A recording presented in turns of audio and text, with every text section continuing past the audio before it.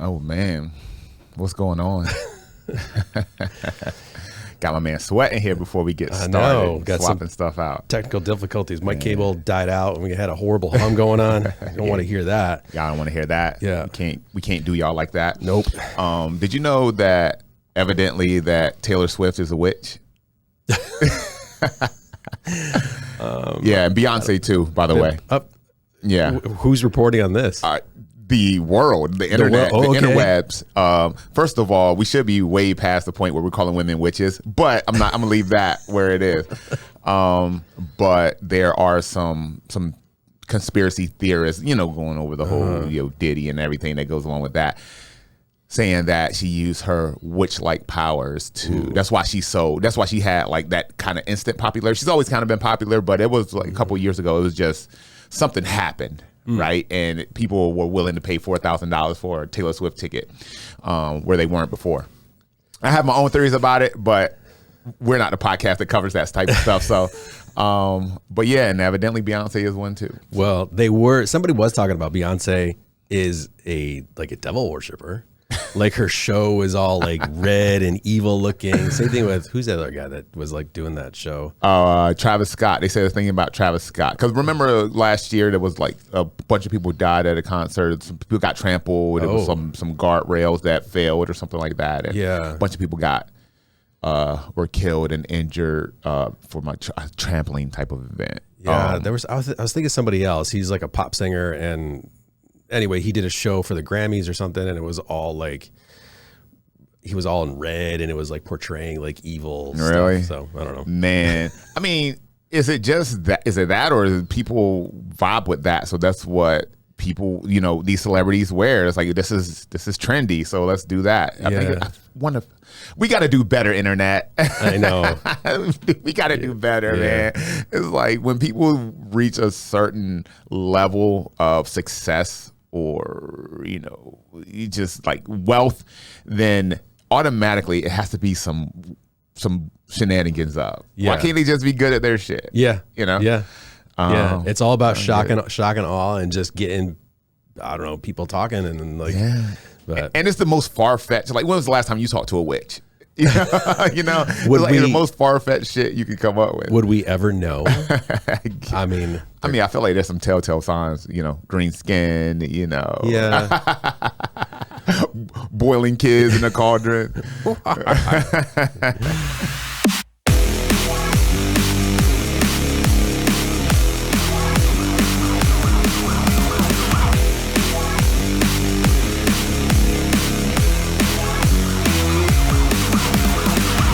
Welcome to another edition of the Alpha Geek Podcast. We are your hosts. I'm Antwain Britt. And I'm Taylor Denysenko. And like you said, we're going to be covering Agatha, but also Diddy and a couple other things. We got a good show for you today. Yes. This is going to be action-packed show for you today. So I guess we can use that to segue into the Diddy stuff. Let's go ahead and get that bullshit out of the way right now.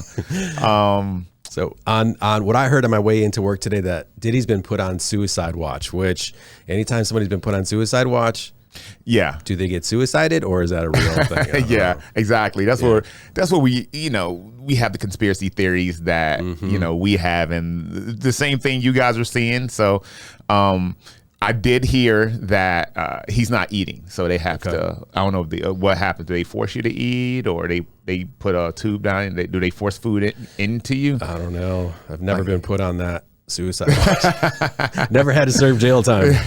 But you were saying something funny. Like you wouldn't eat either unless the food was brought in by your attorney. Like no way, dude. Can you imagine? Like if I'm Diddy and you put a plate of food in front of me, I was like, you must be out of your mind. This is not my first rodeo, people. I'm not eating that. Like, unless I have someone very trusted. But I guess you can't, in this situation, I guess you can't trust anybody. But my lawyer or a family member, like, bring me food. The food is obviously, the food has to be looked at by the guards. And then once it's looked at, like, record you looking at this food. So I know you don't tamper with it. And then bring it right to me. Yeah. Like, there's no way. Like, I wouldn't eat either. You can poison that dude. You can suicide that dude. It drop of a dime. So I don't blame him, man. There's I was on YouTube on my feed, Steven Smith. You know who Steven Smith is? Yes. He's Oh, on, yeah. yeah. So he started like talking about the whole Diddy thing, and the first thing out of his mouth was like, yeah, Diddy's in trouble and he's gonna go down for all this stuff. And he's like, but you know who I feel bad for and I feel sorry for is the Hollywood people. He's like, you're going out partying every night, and then then you go to the after party with Diddy, and he's like, maybe you don't know what's going on, but you got a photo caught of you with a drink in your hand. I'm thinking to myself, you are defending these people, because I feel like he's probably guilty of something too. He did like, something. I don't know. but he, so I don't know any of these people. I'm innocent.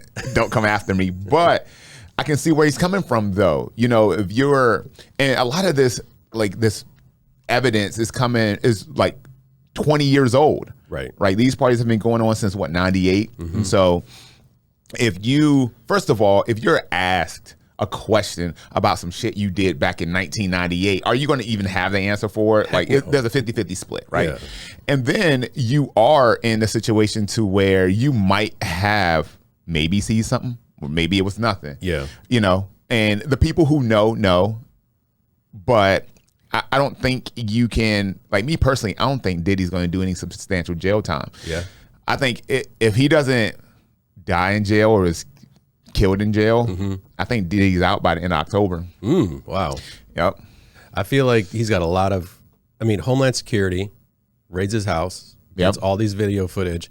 Yep. What's in those videos? What got deleted and erased? And like when Cuba Gooding Jr. went on the PBD podcast, like he was getting all defensive and trying to cover his tracks. And I'm just interested in knowing, like, maybe he does get out, but how much stuff does he really have on all these people? Right. And if like Steven Smith comes out and is like starting to defend the Hollywood elites, these Hollywood elites, they know Diddy, they know the Diddy parts. Everyone knows. You can't be like, oh, I was just the wrong place at the wrong time. No way. I don't buy it. You're giving people benefit of doubt, but I don't know. Do you think that Diddy is just a cog in the system? Do you think this goes like much higher? 100%. Yeah. Yeah. You? Yes. Yeah. And I say that because so he's being charged with sex trafficking and racketeering, right? Which is, so there's a belief, or there's evidence that some of the money, the revenue that he's created or that he has was created on illegal or criminal means, right? Yep. Racketeering by definition. But with all the stuff that's going on in the internet, like him, there's rumors that he is having sex with men or he has homosexual relations, whatever. None of that is criminal. Yeah. Nothing criminal. Exactly. So now I feel like you have to destroy him in the court of public opinion before, you got to break him down so much that this racketeering charge looks kind of good now. Yeah. Like, all right, so what do we need to do to settle? Yeah. How do I get out of this situation? Yeah. Is it 1 billion, 2 billion? What's that number that gets me out of this situation? And I feel like that's what they're trying to get to. I feel like it's all a money grab. And once they break Diddy down enough and break him financially enough to where he's not a threat to these larger entities that may or may not be there, then you scoot him out of there. Get him out of there. You learn your lesson, Diddy. Don't let it happen again. Yeah. I don't know. Get out of here. You could be totally right. And what I was thinking is like, okay, one person comes out and they get evidence, and another person comes out, another person. So like the floodgates open. I'm wondering if there's somebody who is like protecting themselves and they don't want something to get out. And it's once those floodgates open, they find whatever they're going to find. He's going to go down. Yeah. And he's going to go and he's going to disappear, like the Epstein thing. Yeah. I think he's there. But Dana White, I don't know if this is in relation to Diddy, but he was talking about the music executives and how so I guess Diddy got like a hip hop artist. They would give him $250,000. They make their album, they go on tour, they make like $50 million. Okay. And then they start billing that artist for like the show expenses, the travel expenses, and next thing you know, that the artist doesn't make any money. Yeah. I wonder if would that be the definition of racketeering? possibly if you can, well, there's contracts in place. Yeah. Right. And what happens is a lot of these artists don't read the fine print in these contracts. Yeah. And a lot of these contracts say, okay, the expenses that are absorbed is going to come from future revenue from you. Like they've been doing that shit to rappers for years, dude. Yeah. They've been doing that shit for years. Like you're buying, anytime your manager buys you like a car, you think, oh, this is a gift. That's not a gift. You paid for that car. Yeah. You know, and you don't, that's money that you either don't know you have, or it's projected money that you are going to make, that we're just gonna credit you this car. I mean, it's been happening for years. Yeah. There's nothing new about that. Tyson talked about that. Oh yeah, to him a lot. Yeah. Oh, $30 million. Yeah. Don King, over the years, Yeah. Don King stole $30 million from Mike. Yeah. But so that has been, you know, and if Diddy's, again, this is not a new practice. So if you get Diddy on that and call that racketeering, then Diddy just dropped the ball. Yeah. Because people have been doing that for years. Yeah. I mean, and Diddy's, what you call him what you want, he is not an idiot. No. He's a smart man, and he's a grinder. I mean, Diddy had no experience in the record business before Bad Boy Records. I think he was like a club promoter or a event promoter, something like that. And so just to be able to go and build one of the largest, not only hip hop catalogs, but music catalogs over the last 20 some odd years. I mean, you got to be about your business. Yeah. So, man, it's just so hard to say. The thing that I don't understand is everyone that's coming out about Diddy, none of them are bad boy artists. Now, yes, so we have had bad boy artists that have complained about Diddy's practices as far as being a rigid boss, you know, not giving royalties. Like Aubrey O'Day from Dan Eddie Kane has done multiple interviews about how rigid and how much of an asshole that Diddy was, and you know, kept the rights to all their music, which every record company does for the most part, right? And then gave those rights back basically at the point where they were worth nothing anymore. All right, but none of that's criminal. Yeah, and so, but the big artists from Bad Boy, Mace, The Lox, Lil' Kim, none of them have come forward and said anything. They were the closest to him. So, and The Lox have no reason to protect Diddy. They hate the breakup with Bad Boy was not a great one. Yeah. It's very common how they feel about Diddy and vice versa. So they have zero reason to protect Diddy. Yeah. And the fact that they haven't come forward, or none of those 112, G-Dap, none of those artists have come forward, something, you know. Maybe they're just sitting back and watching the house burn and just being like, it'll happen. Well, if they're smart, yeah. But also Diddy has been in a public eye for the last 20 years. And I feel like if there was something there, we would have heard about it way before this. It wasn't until Diddy tried to sue that spirits company that is the umbrella company over Ciroc and De Leon. That's when we started hearing this stuff. Yeah. Yeah. The Cassie thing happened years ago, right? Even though there was no tape, and even though it's terrible, it's wrong, they did go to court and they did settle that before any tapes ever come out. Those tapes weren't even supposed to see the light of day. Yeah. Those videos of, you know, the whole hotel thing that happened with Cassie. And again, it is terrible. Never should have happened. But that should have been a closed book at this point. Yeah. From a legal standpoint. Yeah. The fact that those videos have come out and now Puff Diddy is under so much scrutiny now. Yeah. It again, I feel like it's a play to weaken him as a person and from a financial standpoint. So there's a video that came out my buddy Todd sent to us. I didn't get a chance to watch it yet, but where his ex-wife or the mother of his kids. Oh yeah. She was thinking that she was going to get murdered. She had flu-like symptoms, and like, dude, that dude, like, why would you ever speak out against somebody like? I mean, he would murder you. Like, he don't. Yeah, and a lot. He of might be a say, smart dude, but he's not. I don't think he like. You just when you get too powerful, like you started off by saying, when people get too rich, too powerful, too influential, do they lose their sense of humanity? Where just an artist comes in with these eager eyes and like us. oh, you got some talent. I don't really care. You're just a thing to me now. Yeah, and disposable. I think so. I think there's a level of that.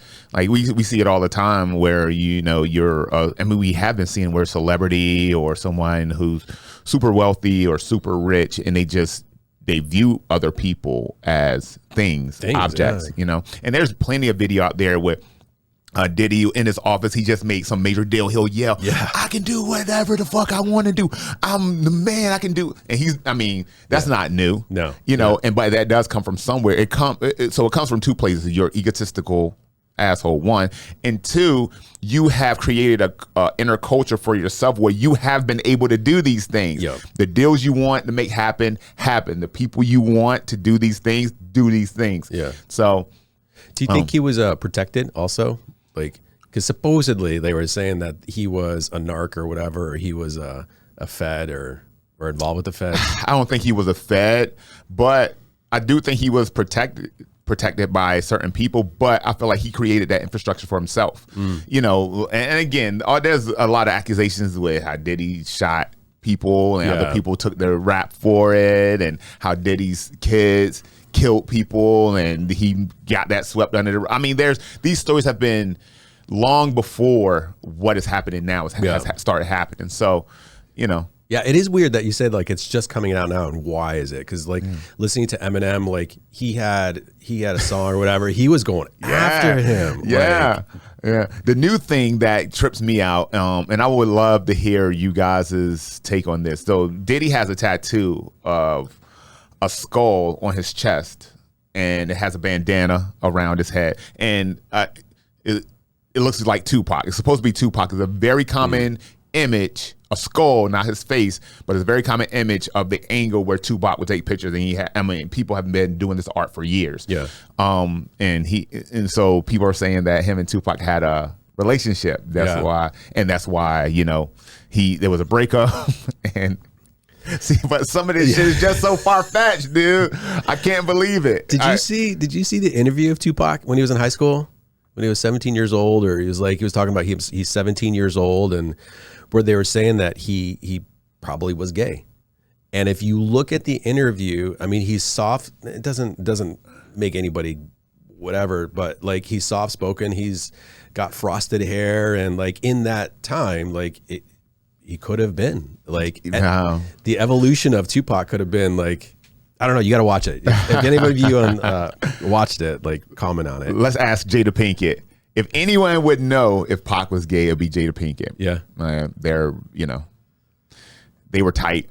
She still wants Pac. Yeah. I think that's a whole reason why her and Will Smith thing is there's been this ebb and flow. There's a lot of moving parts, but like it's no secret that homegirl loves some Tupac, and they were friends from a very, very young age. So, do better, internet. I want to stop hearing this shit.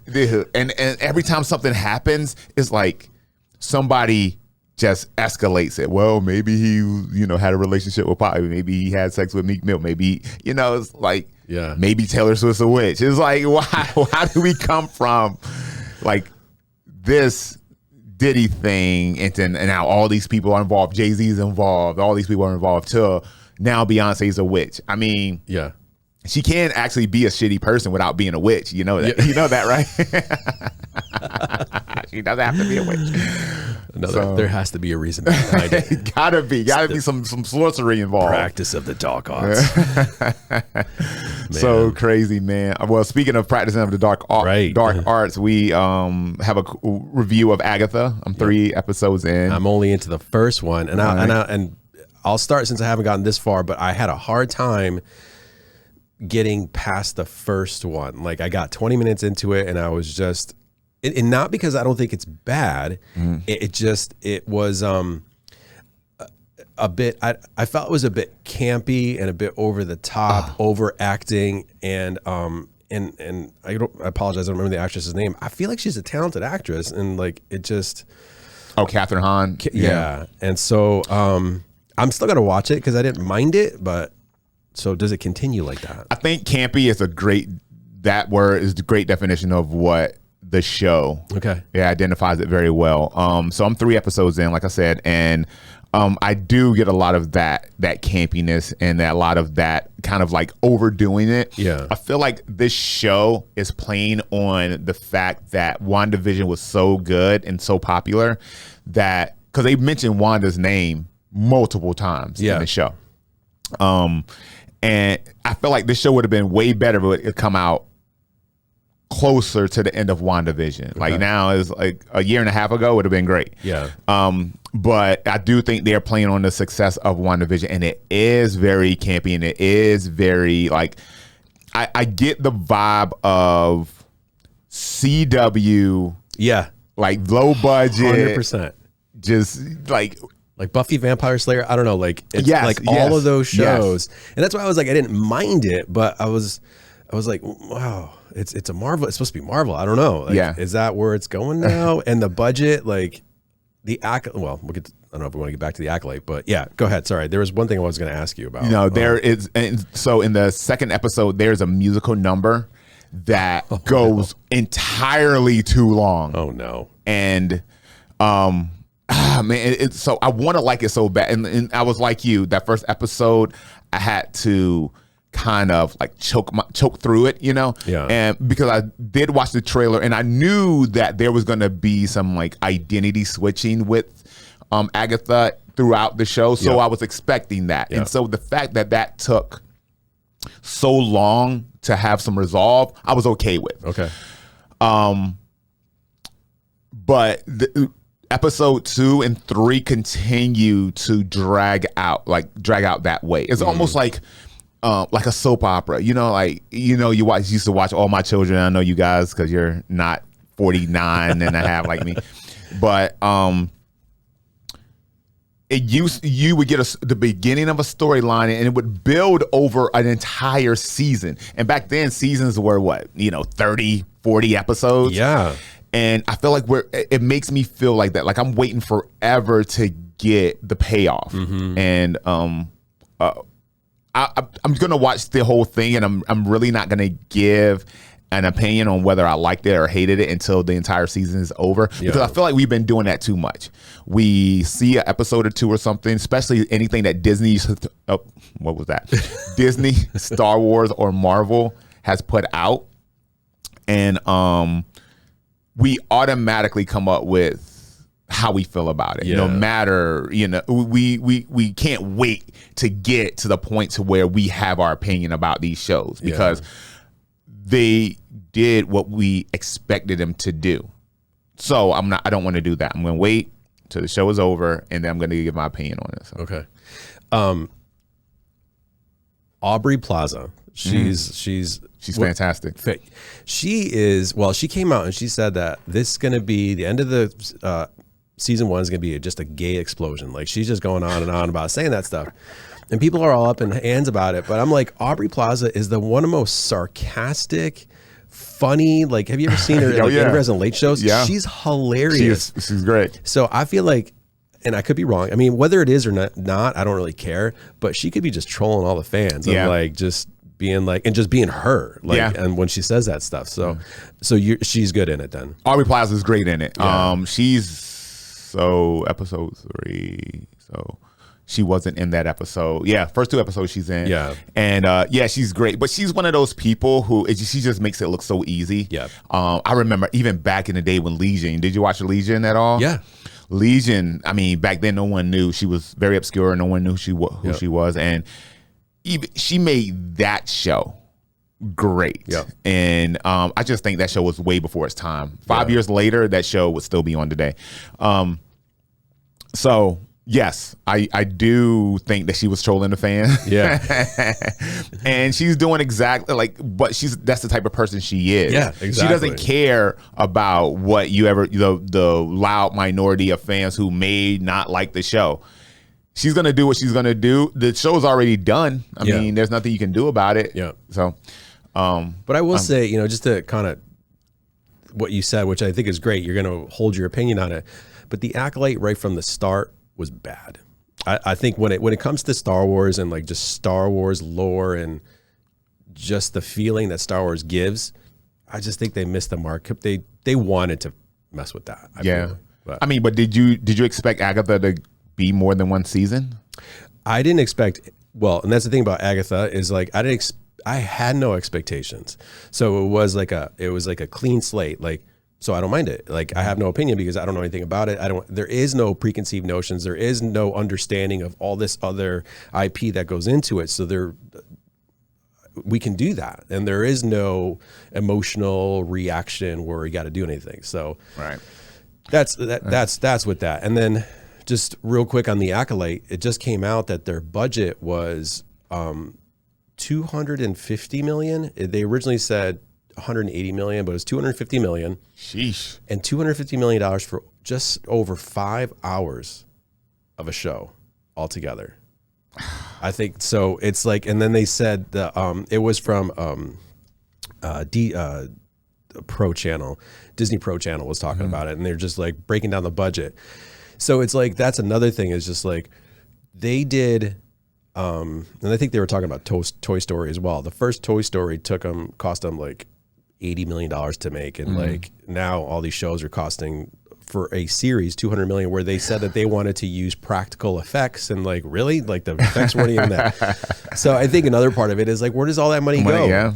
I feel like marketing is a huge expense these days. People are spending more on marketing than that's not even marketing before. But that number didn't include marketing. Really? That was production costs only.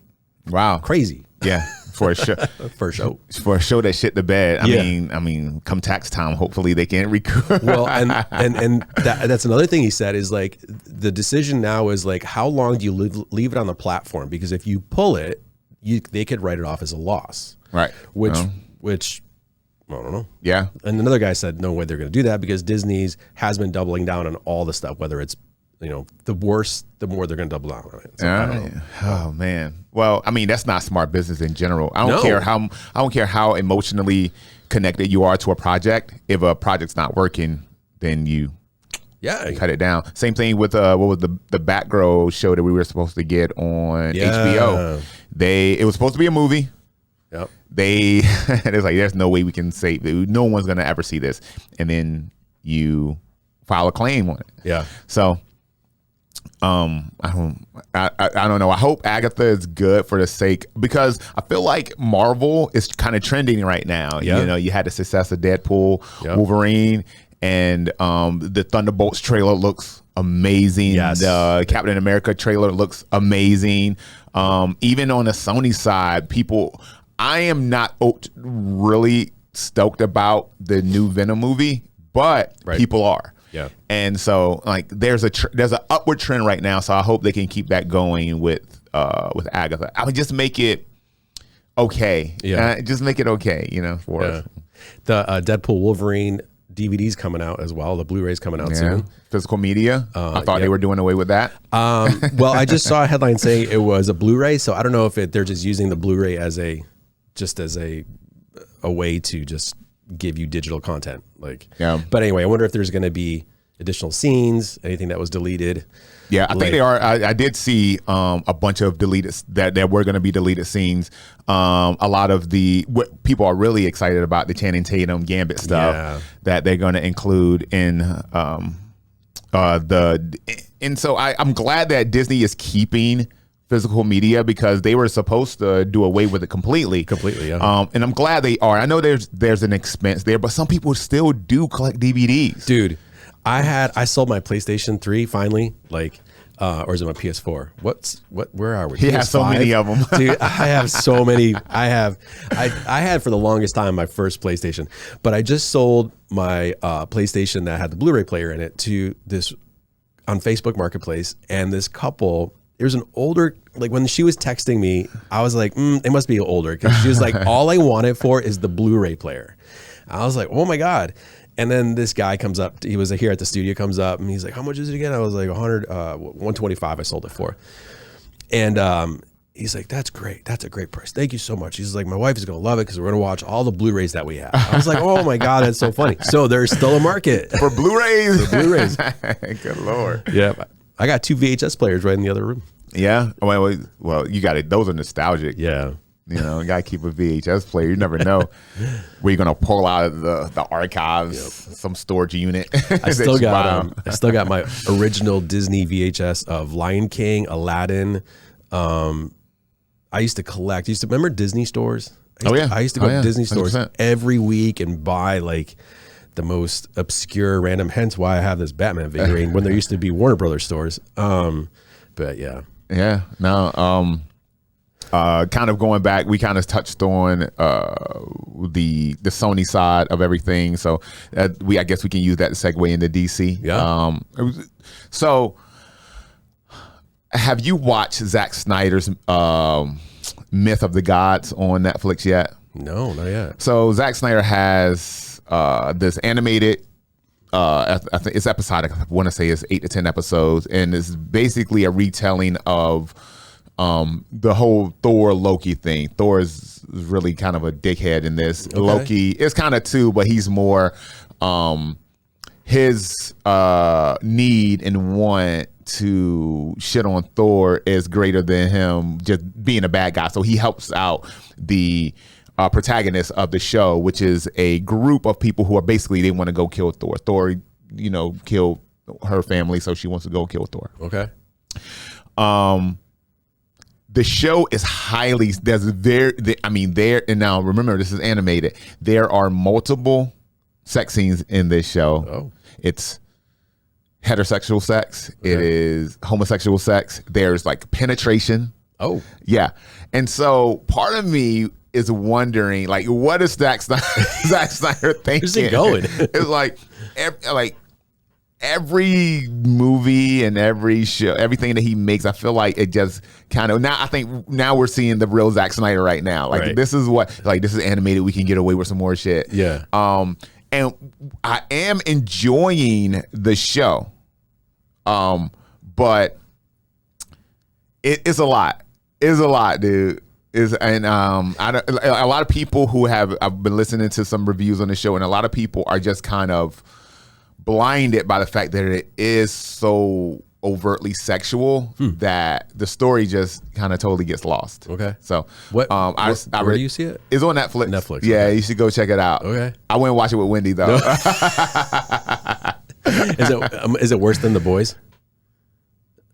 In some ways, yes. Okay. In some ways, yes, because I feel like even with the boys, so even some of the things that they were doing from a sexual standpoint, you can see happening, right? Right. Because, you know, we live in the world that we live in, and we've heard these stories and saw these things. But when it's animated, I feel like you're using the this is how I felt anyway. You're using the animation to mask. I feel like it's like a big FU to the industry, you know, like you just want to say, I'm Zack Snyder, I can do this, I can make this happen, you know, and there's no direction for it. And some of it is kind of misplaced. So there's one scene, I don't want to ruin it, spoiler alert. There's one scene, I think it's episode 6 or 7, where there's like a threesome between the protagonist and some supporting cast member. And it's so weird because there's like an old man who ends up being Odin watching them have this threesome and no one knows this is Odin yet. That's all I'm gonna say because that's even too much. Sorry about that, guys. But it's so weird, man. I feel like it's like a 14-year-old was like, all right, I'm gonna do a cartoon. Oh man. It's like he's checking boxes and be like, see what I can do, see how far I can go. It's so weird. But what made me go to that is the fact that, you know, with James Gunn building out the DCU now, it's gonna be interesting that so Paramount just inked the deal that will possibly allow Zack Snyder to come on and do DC sort of Elseworld type of stories. I guess you can compare it to what the Joker is. Joker is not canon, but that story's still out there. The Batman, the newest Batman, who's Twilight. What's the guy's name again? I just forgot his name. Those stories, you know. So there is a possibility that, you know, Zack Snyder could be doing some more DC stuff, which I'm not mad at, but I don't want to see what's happening. But now that, you know, that we all understand that this is not canon, this is not going to be DC canon, are the gloves off now? Can he are they going to give him the liberty to kind of do more of what we're seeing out of Zack Snyder now? Or, yeah. That's interesting. It was Robert Pattinson. Mr. The new Twilight. Penguin's supposed to be out now, right? So good. You watch it already? Only the first episode is out. Okay. I'm excited to see that. It's really good. The pacing is great. The acts, everything falls in. I feel like I'm getting kind of The Wire and Breaking Bad. Oh, wow. Based in a 60s, 70s style New York gangster type of environment. It's really good. I dig it. Because Colin Farrell, I mean, he's unrecognizable, right? He is. Crazy. What is it, 8 hours of prosthetics and makeup? Yeah, wow. Every time you go to shoot, I mean, that's a grind in itself. Yeah. But yeah, there's no way. And Jamie sat down and watched it with me. She likes it. Okay. And that is like, anytime I mention anything comic book, she's like automatically shuts off. Yeah. Like she doesn't. It's like wah, wah, wah, wah, wah. It's like the Charlie Brown mom thing. Yeah. But she likes the show. She dug it, and she was like, "Man, I'm trying to even. I know it's Colin Farrell, and I can't even like. There's no way I would." Think that's Colin Farrell in that, and I know it's him, and I don't see, you see eyes and some things that remind you that is actually this person. She's like, I see none of that. There's no way I can tell this Colin Farrell. Wow. Yeah. Okay. Good. Because Wendy and I just finished School Spirits on Netflix. That's like, dude, it's a good show. Did you watch it? No, I didn't. No, dude. Okay, so highly recommend School Spirits. It is very creative, and there's a crazy twist at the end. All right, well, I'm gonna watch it. It's good. It's so much stuff coming out. Netflix again. Netflix is killing it. They're about to release here. I think it comes out early 2025. The newest season of Black Mirror is out. So Netflix is always killing it. I feel like we shouldn't even say Netflix is killing it anymore because it's pretty redundant at this point. But I did watch the first episode of the Vince McMahon documentary last night. It came out yesterday.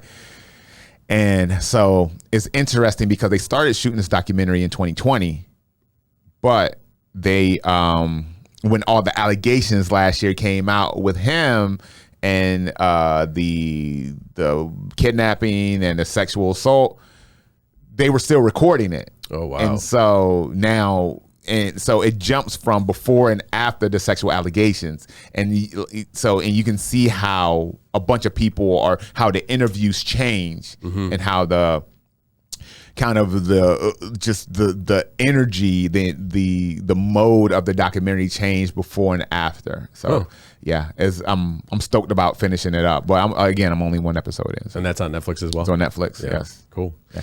Did you get to watch the preview for John Wick Ballerina? No. I just watched that earlier today. It freaking looks awesome. It does look awesome. And Anna de Armas, yes, man, she is phenomenal in everything she's in. So I'm stoked about it. I'm always kind of weary when they do side stories off of things that we love, like John Wick. If another John Wick movie comes out, we're going to watch it. Right. But the Continental, there were mixed reviews on that. Yeah. And so I'm always kind of hesitant to go in and watch it. Of course, I'm going to watch it, but I feel like this one's going to be good because if you watch a preview, it's not a spoiler, but it's Keanu Reeves he shows up in it. Oh, he's in it? Oh, man. Yeah. Go ahead, Keanu. And the line, like, she just asks him, she's like, I want to follow in your footsteps or something like that. And she's like, how do I do that? And he's like, you already did. Like, he's just so funny. He's so Keanu, but he don't care. Keanu, man. All right, well, I'm already sold on it. Yeah. There's so much content out right now. Yep. I haven't started watching Rings of Power yet. I haven't. There's for those who are about to die, I wanted to watch that. Over on Peacock, there's just so much stuff out there. So much content. Yeah, we just From just came out, the first episode of season 2, but it's on MGM Plus. Like, all these streaming platforms are coming out, and like you never even knew that was a thing. What, the MGM Plus? Yeah, I think they just started their own streaming platform. See, let's spit in the wind and see what happens. Like, I don't know. Like, wow. Okay. And it's based on I think just that one show they have. Well, no, because it's like Paramount Plus and MGM Plus. Like, everyone's taking a stab at it. But. Yeah, I mean, shit, why not? Yeah. It's work. I mean, but I feel like at some point it's going to get too saturated. Like, is anyone going to make money if everyone's trying to do it? Yeah. You know, so, but you know, people are consuming content, at like a record pace. We're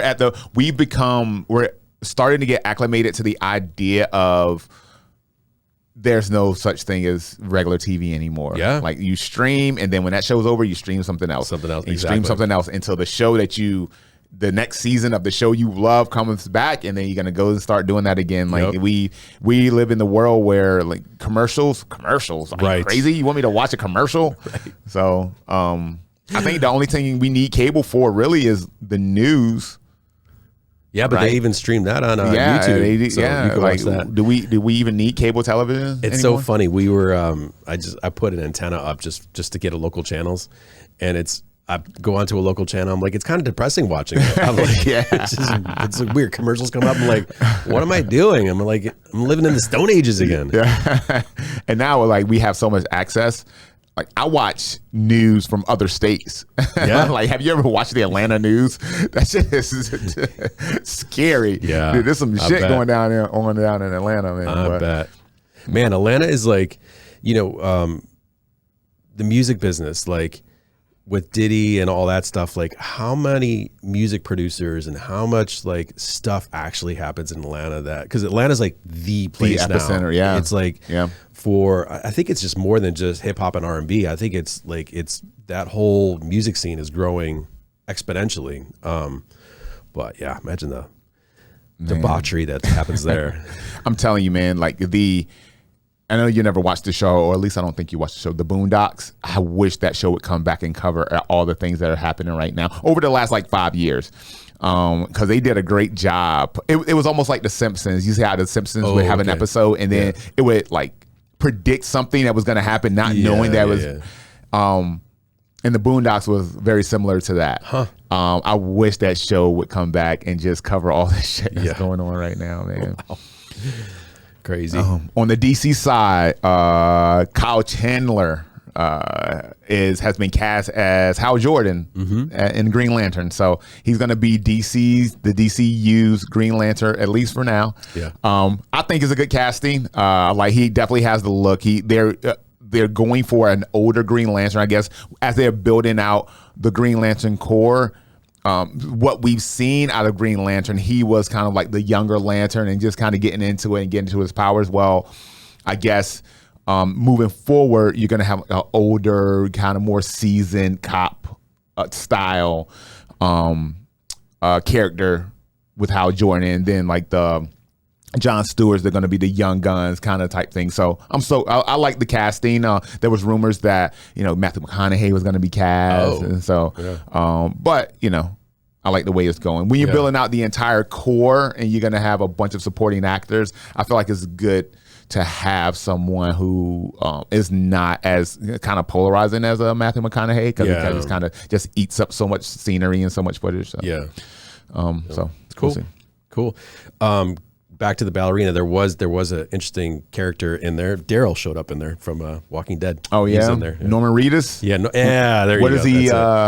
Is he like a bad guy, good guy? I don't know. It was like he was just in there for just a quick flash and just that when in his voice whenever he said. But Norman Reedus. I was supposed to watch that show when he goes across the globe on a motorcycle. Yeah, seems like looking for Carol. That's what I guess. I think that's the premise of the show. Oh, He's really? looking for Carol from The Walking Dead. I don't know if that show really picked up steam. I don't think it did. Yeah. They again, going back to when you have a successful property and then you just try to milk it for all it's worth. I mean, you had like 3 or 4 spinoffs of The Walking Dead. Yeah. So, and that's after having it for like 10, 11, 12 seasons. Jeez. Yeah. Is it still going? I don't know. I watched it up to the 10th season. I was like, all right, I'm done with this shit. Yeah. Now, when people start dressing up like zombies and walkers and shit, I was like, all right, you've done too much. Let's move on. We've moved on from zombies to witches. Yes. Yeah, so everyone's a witch now. Everybody's either a zombie or a witch. Yeah. Dude. Like, so as we, start to throttle down on this episode, I just think it's important for us to remember that even though it's on the internet, it doesn't mean it's right. Oh my God. It doesn't mean it's right. Yeah. So moving forward, there's a bunch of shit going on, in entertainment and stuff. And it's really easy to comment and piggyback off of that shit. But God, I mean, yeah, use your better judgment when coming to that. Yeah. Yeah. I mean, what if it comes out she is a witch? You know how they used to find out if someone was a witch back in the day? Yeah, didn't they try to drown them? They drown them. Or burn them? No, they would drop them. They would, I guess, tie something to them. They would drop them in the water. Yeah. And if you survived and swam, you were a witch. Yeah. If you drowned, then you were good. But you were dead anyway. Wasn't there, isn't there a witch here in Virginia Beach? Is it like, what's that neighborhood back there? Not Thorogood. There's like an old house where I guess there used to be witch trials, or there was a witch. I don't know. Yeah, I know. But I mean, Witch Duck Road is named after. Yeah. Yeah. That's probably. They used to duck those witches. Yeah. Taylor Swift don't come to VA, baby. You never leave, Beyonce. Man. Before we go, I want to touch on something that's kind of off topic. And so Phase Zero is a podcast that I listen to. Okay. Actually, my top 3 favorite podcasts: Brandon Davis, Janelle Wheeler, Aaron Perrine, and why am I forgetting? She was like the most entertaining one. The fourth host. It wasn't Janelle Wheeler. I don't know. Anyway, I'm sorry. I've been hitting the head a lot. But it was on the Comic Book Nation, and they had a bunch of podcasts. Well, Comic Book Nation, I believe Paramount sold Comic Book Nation to Savage. And I guess anytime a company absorbs another company, there's going to be some, hiring and firing. And unfortunately, Phase Zero, I guess that podcast is no more. I had it on my, it's on my Apple Podcast, it's on my YouTube, and they haven't put a new episode up. I don't know what happened, but I want to say that you guys were totally appreciated in the whole podcast. And as it pertains to comic books and the stuff that we're into, and movies, and covering Marvel, and I know you didn't cover DC, but you were part of a podcast entity that does. And so I just want to say, from a podcast that's not affiliated, but we cover the same thing, I think it was bullshit what happened. And I know that they're all talented people. Now they're going to go on to do some cool shit. BD's already going on to cool shit. Aaron Perrine's already going on to do cool shit. So I just want to say that you'll be missed. We love the podcast. I love the podcast. Everybody over at Comic Book loved the podcast, and I just can't say enough about how that whole process went down, because we actually got to watch it play out a little bit. Okay. And they spoke about it as much as they could on air, and you can kind of see the writing on the wall, and it was kind of messed up. So good luck to you guys out there. So. Interesting. It's like, are people going after podcasters now? Because it's like with Star Wars Theory and like Geeks and Gamers and all these podcasters, like I don't know, I'm not familiar with what you were saying, or who that podcast is, but it just seems like they're I don't know, production companies are going after podcasters for their opinions. Yeah, I don't know if we view it. Jenna Anderson, there you go. The other, I don't know if it's a thing where they feel like there's an oversaturation of the same content, because again, Comic Book did have a bunch of podcasts. Comic Book Nation or Comic Book itself has 5 different podcasts. Oh, so it was under their umbrella. Okay, so completely unrelated to what I was saying. They have Comic Book Nation. They have the Pull List. They cover the Penguin. So they have individual podcasts. Anime. They have like 5 or 6 different podcasts from the same entity that cover a bunch of different stuff. So I don't know if they just view like maybe Comic Book Nation can cover the Marvel stuff. I don't know. But and again, we don't know the inner workings of what happened behind the scenes, but to us, to the fans, it looked like they got screwed royally. So again. Oh, sad to hear that. You know? All right. Cool. Yeah. What you got? What you gonna leave us with? Taras, when I came in, Taras just looked like he has shit on his mind. Let's go. He gonna leave us with some gems today. Let's listen. I do. No, there's just a lot going on. We just got back from. Good thing we flew out on Monday from Punta Gorda, from Florida. Like that storm's coming through, so luckily we missed that. But we're in a heavy organizational mode for our competition that's coming up in a couple of weeks. So that's eating up all my extra time on top of teaching and on top of like judging and traveling. So, and like, you know, I will say that I don't have the opportunity to watch as many shows or kind of follow so much of stuff as I would like to. So it's important for me that anytime I watch something that it's a value of my time. And so anyway, I don't know why I felt the need to say that, but it's like I don't get the opportunity to watch everything. You got shit to do. You guys, you're an adult. Got to do adult stuff. But you know, so when it comes to like the Disney stuff, like I'll listen when I'm traveling to like WD Pro and like Star Wars Theory and I take their opinions and just kind of like piggybacking on what you're talking about, the podcasting. I value their opinions, and if they say something about something, I'll probably listen to it. Like if they're saying that the Acolyte's terrible, I still watched it anyway, but it's like I value my time, so I'm like I'm only gonna watch stuff that's gonna be good. So, but other than that, so that's why I say watch School Spirits. Yeah, you'll like it. Real quick, Jamie Jirac, she's the fourth host of Phase Zero. So I got them all four, and I feel better now. If you get a chance, check us out here in Hampton Roads. We're at Farmhouse Brewery. Juggernaut Cookies has an Airstream. Come on out. We do specials every week, new cookies every week. Just think we're better than that C cookie company. I ain't trying to get sued today, y'all. And there's beer there too. This weekend is Oktoberfest, so come on out, have some fun with us, have a beer, have some cookies, and hope to see you there. Cool. Right. On behalf of my homeboy Taras and myself, we thank you for tuning in. We'll see you on the flip. See ya. Peace.